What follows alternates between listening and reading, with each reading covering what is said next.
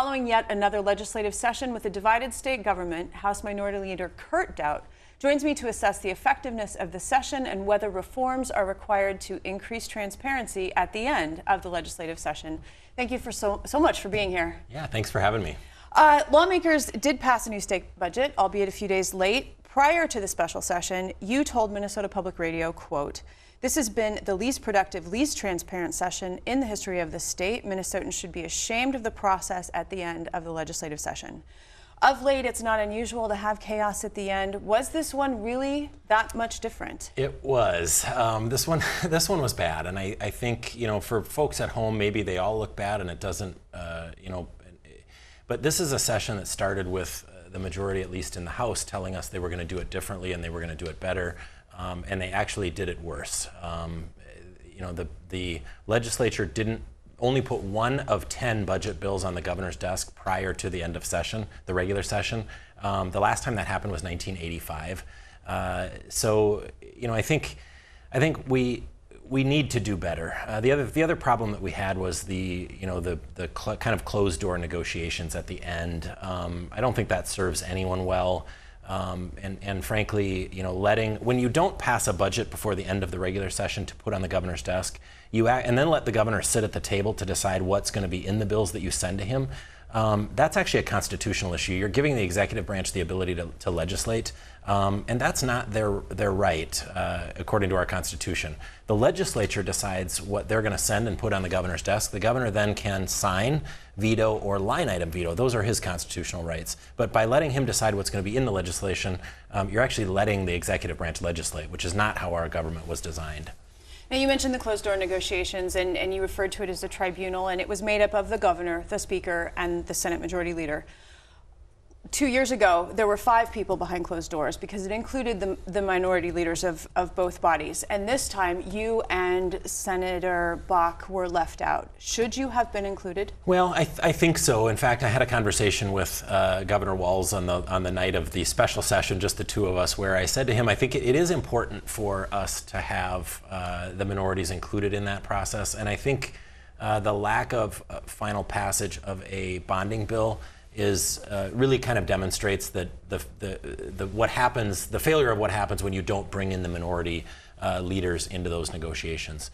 There are certain conversations that are appropriate to have without the minority leaders, but when they need us for votes, for suspension of rules, for passage of bonding bills, those sorts of things, pretty important to have the minority involved. And I think it gives you a better, more well-rounded budget. Governor Walz was on the program last week, and I asked him about the closed-door negotiations at the end.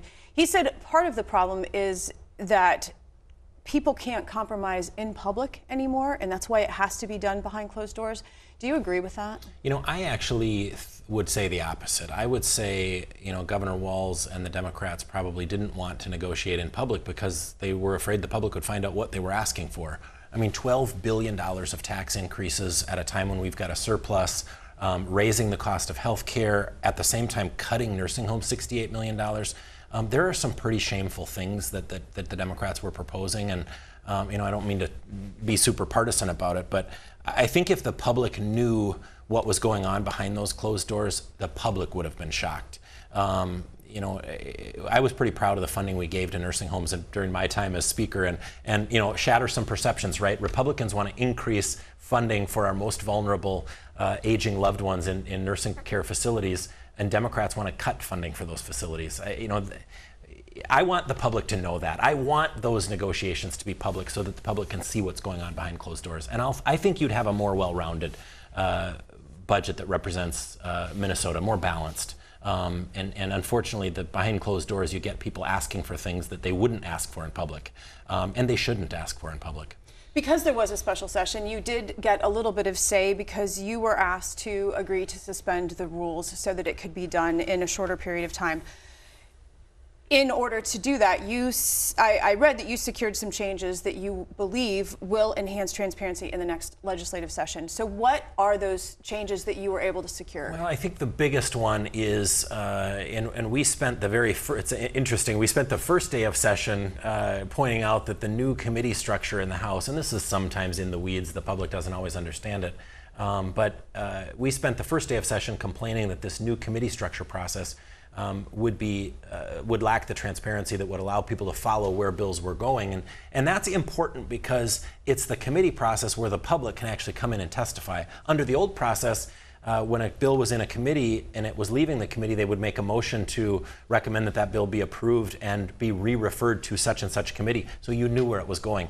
Under their new structure, they could just do it by memo from the Ways and Means Committee, and they could move it multiple times in a day, and the public really couldn't follow that. So one of the things we secured, which I think will be the most important for increasing transparency, is to go back to our old system, which the public was used to, and I think has the kind of transparency that the public should expect.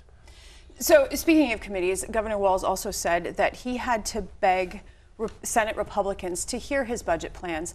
So when we get to the end of the session, there's often complaints that one party doesn't know what the other party wants, that they're not aware of what's in these bills that get passed. Would a solution be for, regardless of which body is in control, that they hear the plans that represent both points of view so that everybody is aware of all the legislation that's being proposed? Well, we really should do it that way. In my 4 years as Speaker, we always brought up the governor's budget bills and had hearings on them in the pertinent committees so that the public would know what was in them, and it gave the commissioners an ability to come in and testify on why they wanted those things and such. I think one of the problems with our legislative session is that we've figured out how to pack 5 months, how to pack 1 day's worth of work into 5 months, and then 5 months worth of work into 1 day at the end. And what we really need to do is figure out how we spend some of the session learning and talking about what's in each other's proposals, exactly like you're suggesting, and then we spend a larger part of the session actually working out the differences. Because right now, we spend that last 2 weeks, this time it was completely behind closed doors with no conference committees, no public committee process. Nobody knew what was in the bills. For those of us in the minority, we didn't know what was in these bills until literally they were posted publicly just sometimes hours or minutes before we were expected to vote on them. That's not transparency.